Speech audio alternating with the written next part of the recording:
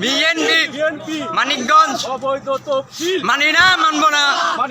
মানবো না অবৈধ তফসিল অবৈধ তফসিল মানি না মানবো না খালেদা জিয়া হরতাল হরতাল হরতাল হরতাল খালেদা জিয়ার হরতাল তারেক জিয়ার হরতাল খালেদা জিয়ার জিন্দাবাদ জিন্দাবাদ হরতাল জিন্দাবাদ তারেক ভাইয়ের হরতাল প্রদীপ ভাইয়ের হরতাল চলছে হরতাল চলবে হরতাল দলের হরতাল ছাত্র দলের হরতাল চলবে হরতাল চলবে